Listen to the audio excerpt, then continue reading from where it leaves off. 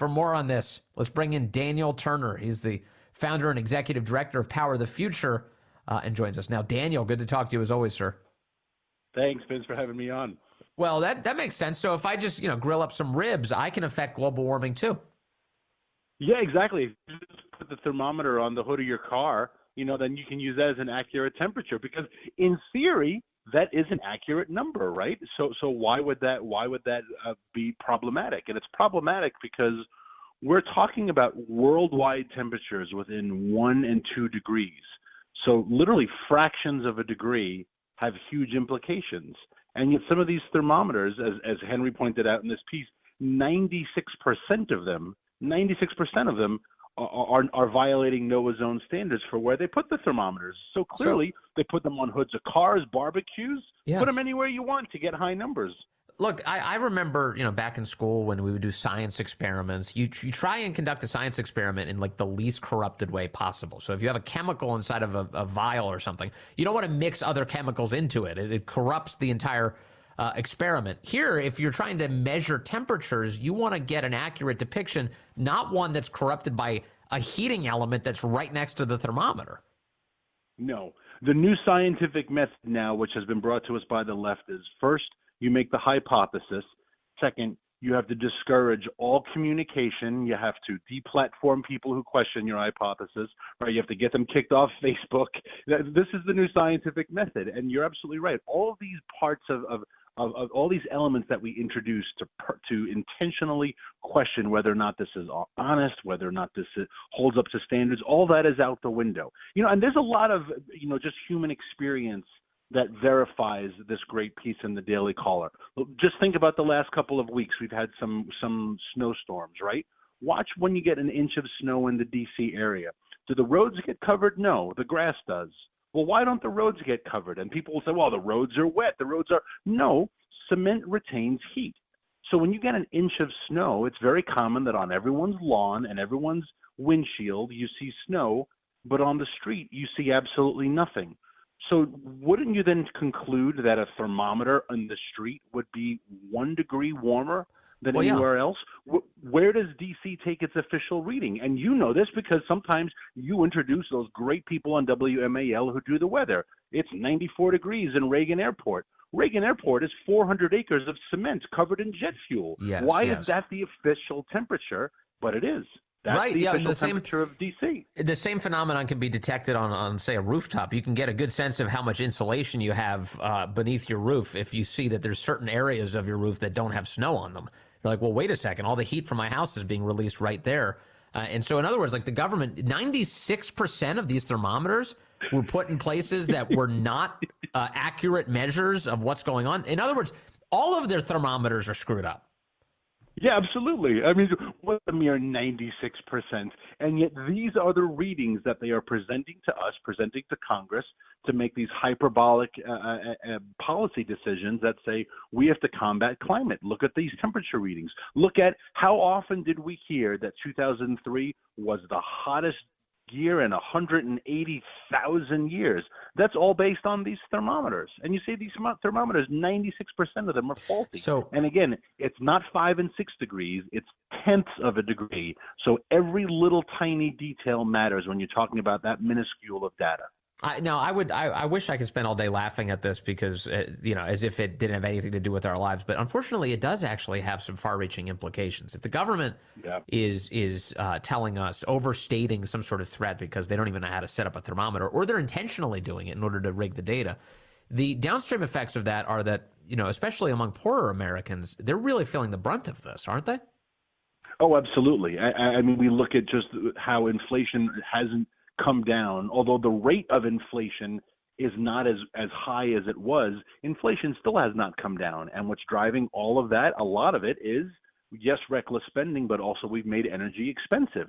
So everything that is grown, manufactured, transported, all our consumer goods, our foods, all of that is now 18, 20, 25% higher than it was just a few years ago. But why is it higher? It's because these thermometers are telling us we have to combat climate change. Right. So you realize we're in this kind of circle of manipulation and stupidity. And that kind of data was used as a basis for passing the so-called Inflation Reduction Act, which it didn't actually bring down inflation at all. In fact, it increased it. And the left is even saying, well, yeah, that was actually a climate bill, despite that they call it the Inflation Reduction Act. The whole idea, in the end, it comes out as a climate bill. And I saw this week, Daniel Turner, that now you've got signs going up across the country all over the place that say, brought to you by Joe Biden's Inflation Reduction Act. Of course, the sign itself is not actually brought to you by Joe Biden. It's brought to you by the American taxpayer who's doing that against their will. Yeah, we saw this. The Obama administration did that back in the day. Remember, every single time they would put up a traffic cone, it would say brought to you by I forget what the name of his big legislation was, the American Recovery Act. Right? That was a huge. They love their signs, right? They love to put signs everywhere, and they have to do this now because clearly we're in election year. So everything they can point to say, this is because of us, vote for us, vote for us. But again, the manipulation of data is an ongoing problem. We see it all the time. We've seen it for 30, 40 years in the climate debate. But you've seen it very recently in the COVID debate. Look at how they manipulate science. Look at how they manipulate data to get a political outcome. And when you scrutinize it, there's not an honest conversation. There is a shut your mouth, you're a threat to democracy, kick that person off social media. Well, it's so funny you say this because I was just thinking first of all, on COVID, remember, there were a lot of claims that people were dying of COVID, and then it only later came out that actually the government was misleading everybody about the data. They weren't dying of COVID. They were dying with COVID, and then that data was lumped together to give you the impression COVID was killing everyone, when in fact, if somebody fell off a ladder and they had COVID, they were counted as a COVID death. That's how the government was counting it. We just had a study in the last 24 hours. The Washington Post just ran a piece, same idea. They say that, you hear all these times the shocking U.S. maternal mortality rates, that women are dying from their pregnancies in the United States at an unusual level. It turns out since 2003, the National Vital Statistics System added a checkbox to death certificates, and they've been wrongly checked over and over by people saying, oh, yeah, she was pregnant when she died, but they don't actually tell you that the pregnancy was the cause of death. In other words, they're overstating maternal mortality rates because the government is that bad at keeping data. People died with pregnancies, not of pregnancies. Died with pregnancy, died with COVID, et cetera, et cetera. And the underlying premise of this, of pregnancy, of COVID, of the climate and the thermometers, all of this is meant to scare people. And that's the underlying real problem that has to anger us as a free people. As a pretext for what? As a pretext for what? Exactly. As a pretext for more government control, more government power, more government regulation. They have to scare people into thinking that something's out to get you, Vince. Yes. The climate's out to get you. The disease is out to get you. But if you just give more power to government, we will protect you. And sadly, there is a younger generation that has bought into that is fine with sacrificing their freedom and their liberty because they want to be safe. But we know that you can't have safety and freedom necessarily, and I would much rather choose freedom. So we have to be really angry at a government that is constantly manipulating the truth to scare us into submission. Okay, Daniel Turner, I do want to talk, this is an election year, so I'm interested in your thoughts on kind of how Biden's handling the energy question going into the election. My sense is, my general feeling is, that he may back away from expressing too much his desire to raise gas prices because he's as we get closer and closer to the election, people are literally looking at those gas prices as they drive to and from work each day. What do you expect out of Joe Biden? Well, he's got to walk a very fine line because his energy policies have made life very expensive, like we mentioned earlier, and that is driving people to the polls. People will vote on it's the economy stupid, but at the same time, if he alienates the Green Group, that is not only his energy in the sense of young people, enthusiastic people who will lay down in traffic and, destroy Degas in honor of the election.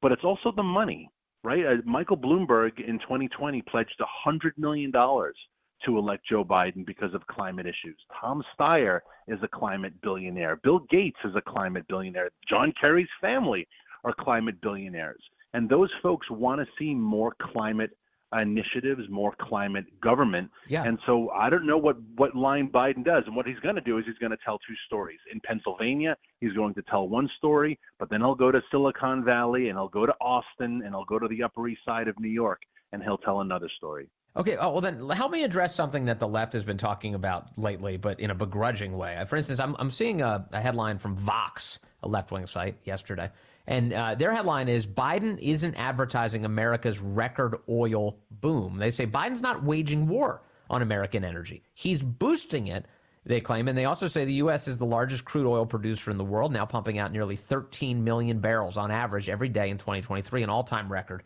So resolve this for us, that just the way that Biden has indeed declared war on fossil fuels. He even announced it during his campaign that was going to end, and how the left is now kind of somewhat angry and confused at his treatment of oil. Yeah. So that number is if we trust the government, we were just talking about government numbers, right? If we're going to trust the government number that it's 13 million barrels a day, there are two things. One, it's not reflected in the price point because we're above $80 again per barrel. And secondly, the thing you have to know about oil wells is they take as at a minimum about 5 years to come online. So when you actually start bringing oil to market and you actually are including that in the general oil production numbers, those wells were not drilled last year, 2 years ago. That was 5, 6 years ago, and it takes that long.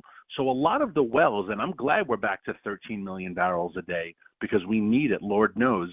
But those wells were not done under the Biden administration. They were they were dug under the previous administration. True. That's the case. 5 years. It takes 5 years for a well to come online, typically. Minimum of 5 years, and that's not just because of the permitting, but because that's how long the process takes. Right. Wow. This is an industry that is very slow to come online, but is very quick to turn off. So in other words, these are the long tails. In other words, this is a long tail effect from the Trump administration that they're talking about. Yeah, and when COVID hit, right, if you were in the process of drilling a well and oil dropped to zero, which it did, it actually dropped to negative 40 in the middle of COVID, you just stopped and said, hang on, let's hold off on drilling. And that's what happened. We stopped drilling for a while because it was not a profitable industry. But now numbers have rebounded and the drilling has begun again. And 2 years after COVID, now we're back to record number of production level, which is wonderful. The fear I have, and this explains the price point, is that 3 years down the line, 4 years down the line, there's nothing happening. So if you're in the oil industry, you are tapping out absolutely everything you can right now because that well you want to drill, Biden is holding your permits. And this is where we're going to have this huge crater of the oil industry unless we reverse course, which Biden is fine with, by the way. He wants us to get our oil from Venezuela anyway. He wants us to import it from Iran. Right. So he would much rather see us get oil from foreign countries than from America.